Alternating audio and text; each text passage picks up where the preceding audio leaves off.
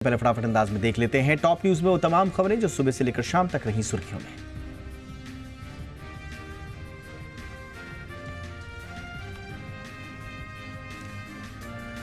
केंद्र सरकार ने केंद्र शासित प्रदेश लद्दाख में 5 नए जिले बनाने का ऐलान किया है। इन जिलों का नाम जांस्कर, द्रास, शाम, नुब्रा और चांगथांग है। केंद्रीय गृह मंत्री अमित शाह ने एक्स पर एक पोस्ट शेयर करके इसकी जानकारी दी। उन्होंने अपने पोस्ट में लिखा कि इससे लद्दाख के लोगों को जमीनी स्तर पर लाभ मिलेगा। उन्होंने लिखा कि मोदी सरकार लद्दाख के लोगों के लिए अवसर पैदा करने के लिए प्रतिबद्ध है। आपको बताएं कि साल 2019 में लद्दाख को जम्मू कश्मीर से अलग कर दिया गया था और उस समय केंद्र शासित प्रदेश में सिर्फ 2 जिले थे, लेह और कारगिल। जम्मू कश्मीर विधानसभा चुनाव के पहले चरण के लिए बीजेपी ने आज दोपहर उम्मीदवारों की संशोधित लिस्ट जारी की। पहले चरण के तहत इस लिस्ट में 15 उम्मीदवारों के नाम जारी किए गए हैं। इससे पहले आज सुबह 10 बजे बीजेपी ने जम्मू कश्मीर चुनाव के लिए 44 उम्मीदवारों की लिस्ट जारी की थी, लेकिन बाद में इस लिस्ट को वापस ले लिया गया। सूत्रों का कहना है कि बीजेपी के कई वरिष्ठ नेता पहली लिस्ट में अपने नाम नहीं होने की वजह से नाखुश थे, जिस वजह से बीजेपी को नए सिरे से लिस्ट जारी करनी पड़ी। जम्मू कश्मीर में 3 चरणों में चुनाव होने हैं। जम्मू कश्मीर विधानसभा चुनाव के लिए बीजेपी की पहली लिस्ट जारी होते ही पार्टी के अंदरूनी कलह सामने आ गई है। जम्मू में बीजेपी के वरिष्ठ नेता ओमी खजूरिया के समर्थक अपने नेता के लिए टिकट की मांग कर रहे हैं। प्रदेश अध्यक्ष रविंद्र रैना के ऑफिस के बाहर प्रदर्शन करने पहुंचे नाराज समर्थकों ने उनके ऑफिस को घेर लिया। हालात इतने खराब हो गए कि पार्टी प्रदेश अध्यक्ष को खुद अपने केबिन में बंद होना पड़ा और बाहर सुरक्षा कर्मियों को तैनात करना पड़ा। कार्यकर्ताओं ने कहा कि पार्टी ने पैराशूट प्रत्याशी उतार दिए हैं। जम्मू कश्मीर को 90 सीटों के लिए 18 सितंबर से 1 अक्टूबर के बीच 3 चरणों में मतदान होना है। जम्मू कश्मीर विधानसभा चुनाव को लेकर नेशनल कॉन्फ्रेंस और कांग्रेस के बीच सीट शेयरिंग फाइनल हो गई है। केंद्र शासित प्रदेश की 90 सीटों में नेशनल कॉन्फ्रेंस 51 और कांग्रेस 32 सीटों पर चुनाव लड़ेगी। 5 सीटों पर फ्रेंडली फाइट होगी। 2 सीटें सीपीआईएम और पैंथर्स पार्टी को मिली हैं। कांग्रेस महासचिव केसी वेणुगोपाल और सलमान खुर्शीद और प्रदेश कांग्रेस अध्यक्ष हामिद कर्रा ने आज श्रीनगर में नेशनल कॉन्फ्रेंस के सुप्रीमो फारूक अब्दुल्ला के घर जाकर मुलाकात की। इस दौरान सीट शेयरिंग पर बात हुई। बीजेपी ने एक्ट्रेस सांसद कंगना रनौत के उस बयान से खुद को अलग कर लिया है जिसमें उन्होंने किसान आंदोलन के दौरान रेप मर्डर होने की बात कही थी। बीजेपी ने एक प्रेस रिलीज जारी करके कहा कि पार्टी कंगना के बयान से असहमत है। उन्होंने पार्टी के नीतिगत मुद्दों पर बोलने की इजाज़त उन्हें नहीं है, ये भी कहा गया। बीजेपी ने यह भी कहा कि वो पार्टी की तरफ से बयान देने के लिए अधिकृत भी नहीं है। बीजेपी ने कंगना को हिदायत दी है कि वो इस मुद्दे पर आगे से बयान न दें। पार्टी स्टेटमेंट में सबका साथ, सबका विकास, सबका विश्वास और सबका प्रयास के सिद्धांतों पर चलने की बात कही गई है। उत्तर प्रदेश के मुख्यमंत्री योगी आदित्यनाथ ने बांग्लादेश में हिंदुओं पर हो रहे अत्याचार के प्रति भारत के हिंदुओं को चेताया है। आगरा में एक सभा को संबोधित करते हुए सीएम योगी ने कहा कि हम बटेंगे तो कटेंगे, हमें एक रहना होगा। सीएम योगी आगरा में जन्माष्टमी के अवसर पर दुर्गादास राठौर की प्रतिमा का अनावरण करने पहुंचे थे। सीएम योगी ने कहा कि समाज, जाति और भाषा के नाम पर बांटने वाली ताकतों से सावधान रहना होगा। बांग्लादेश से सबक सीखना होगा।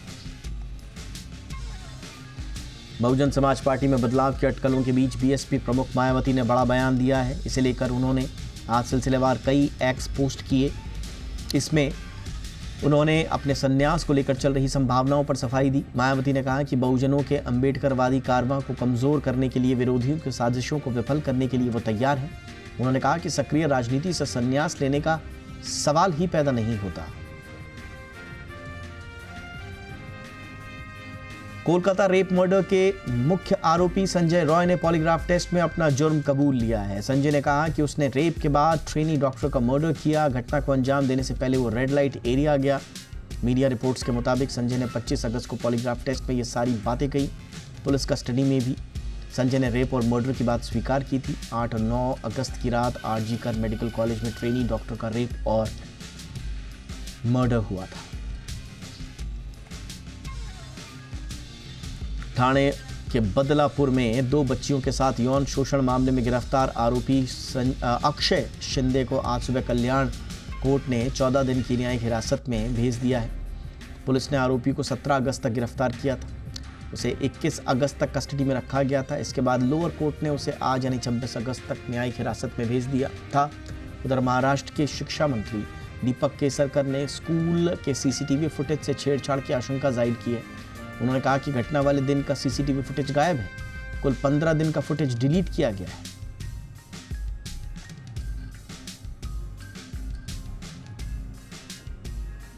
श्री कृष्ण जन्माष्टमी पर उत्तर प्रदेश के मथुरा से लेकर गुजरात के द्वारका तक मंदिरों में विशेष पूजा अर्चना की जा रही है। भगवान कृष्ण के जन्मोत्सव कार्यक्रम मंगला आरती से शुरू हो चुके हैं। भगवान कृष्ण द्वापर युग में भाद्रपद महीने के कृष्ण पक्ष की अष्टमी की रात प्रकट हुए थे। श्री कृष्ण के लीला स्थान मथुरा, वृंदावन समेत देश के प्रमुख कृष्ण मंदिरों में जन्माष्टमी धूमधाम से मनाई जा रही है। मथुरा में जन्मभूमि मंदिर का गर्भगृह कारागर की तरह सजाया गया है। यहाँ जन्म के बाद रात 12 बजे भगवान का पंचामृत अभिषेक होगा। वहीं गुजरात के द्वारकाधीश मंदिर के पट रात 2:30 बजे तक खुले रहेंगे। आरती ड्रग्स ने आज शेयर बायबैक का ऐलान किया है। कंपनी 60 करोड़ रुपए तक के इक्विटी शेयरों को बायबैक करेगी। इस खबर के बाद कंपनी के शेयरों में आज जमकर खरीदारी देखी गई और यह स्टॉक 7.25% की मजबूती के साथ बंद हुआ। आरती ड्रग्स इस शेयर बायबैक के जरिए 6,65,000 इक्विटी शेयरों को खरीदने जा रही है। इनकी फेस वैल्यू 10 रुपए प्रति शेयर है।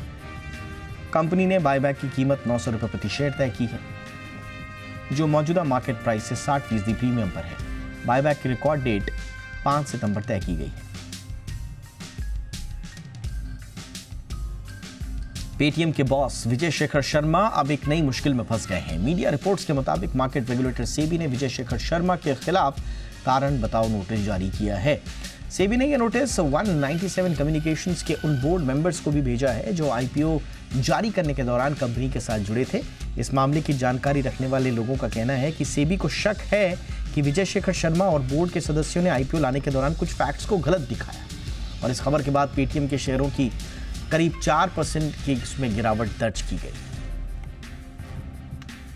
सेबी की ओर से पेटीएम को कारण बताओ नोटिस के संबंध में मीडिया रिपोर्ट्स पर कंपनी ने अपनी सफाई भी जारी की है।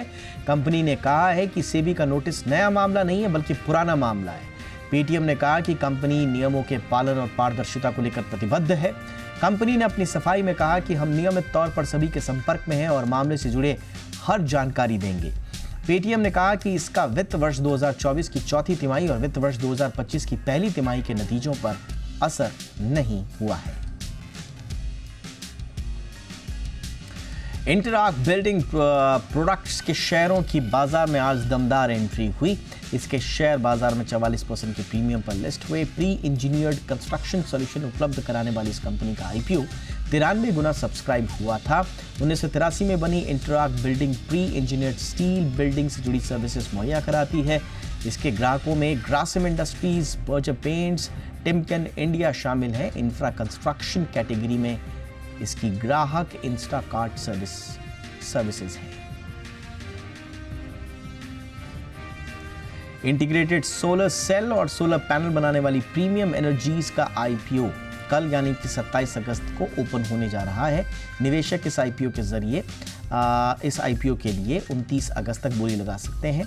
कंपनी इस इश्यू से 2,830 करोड़ रुपए जुटाना चाहती है। प्राइस बैंड 427 से 450 प्रति शेयर तय किया गया है। लॉट साइज 33 शेयरों का है, यानी निवेशकों को न्यूनतम 14,850 रुपए लगाने होंगे। प्रीमियर एनर्जीज के प्रोडक्ट पोर्टफोलियो में सेल, सोल module, monofacial modules, bifacial modules, EPC solutions और ओएनएम सॉल्यूशंस शामिल हैं।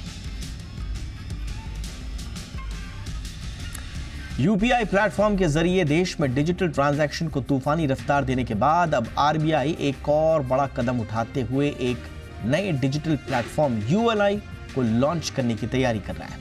नया प्लेटफॉर्म यूएलआई आधार, केवाईसी, राज्य सरकार के लैंड रिकॉर्ड, पैन वैलिडेशन और अकाउंट एग्रीगेटर सहित अलग अलग सर्विसेज के डेटा के बीच तालमेल बैठाकर क्रेडिट और लोन के प्रोसेस को आसान बनाएगा। यानी कि आप कह सकते हैं कि ये क्रेडिट और लोन की प्रोसेसिंग के लिए डेडिकेटेड एक प्लेटफॉर्म होगा और उसमें तेजी भी लाएगा। छोटे कर्ज लेने वालों को इससे काफ़ी ज़्यादा फायदा होगा क्योंकि यूएलआई से उनकी बोरोइंग कॉस्ट घट जाएगी। आरबीआई गवर्नर शक्तिकांता दास ने आज यूएलआई यानी कि यूनिफाइड लेंडिंग इंटरफेस की शुरुआत करते हुए यह घोषणा की। हालांकि इसका पायलट प्रोजेक्ट अभी जारी है। नेचुरल गैस को जीएसटी के दायरे में लाने में अभी और देरी हो सकती है। जी बिजनेस की एक्सक्लूसिव जानकारी के मुताबिक आगामी जीएसटी काउंसिल में इस मुद्दे पर चर्चा हो पाना मुश्किल है। सूत्रों के मुताबिक पेट्रोलियम और वित्त मंत्रालय के बीच इस मुद्दे पर चर्चा अब तक पूरी नहीं हुई है। पेट्रोल, डीजल और एटीएफ को जीएसटी के दायरे में लाने पर अब भी चर्चा चल रही है। नेचुरल गैस पर 18% जीएसटी लगाने को लेकर चर्चा हो रही है। नेचुरल गैस पर अभी राज्य 14 से 24.5% तक वैट वसूलते हैं। वैट से सभी राज्यों को करीब 20,000 करोड़ रुपए की आमदनी होती है। नेचुरल गैस पर जीएसटी दर रेवेन्यू न्यूट्रल रखने की मंशा है। महाराष्ट्र सरकार ने राज्य में यूनिफाइड पेंशन स्कीम लागू करने का ऐलान किया है। 24 अगस्त को केंद्र सरकार एनपीएस में सुधार कर यूपीएस लेकर आई। यूपीएस 1 अप्रैल 2025 से लागू होगी। केंद्र सरकार ने कहा था कि राज्य सरकार चाहे तो वो भी इसे अपना सकती है, जिसके बाद महाराष्ट्र की शिंदे सरकार ने इसे मंजूरी दे दी। केंद्र की इस योजना को राज्य में लागू करने वाला महाराष्ट्र पहला राज्य बन गया है। महाराष्ट्र मंत्रिमंडल के फैसले के अनुसार यूपीएस इसी साल मार्च से प्रभावी होगी और राज्य सरकार के सभी कर्मचारियों को इसका फायदा मिलेगा।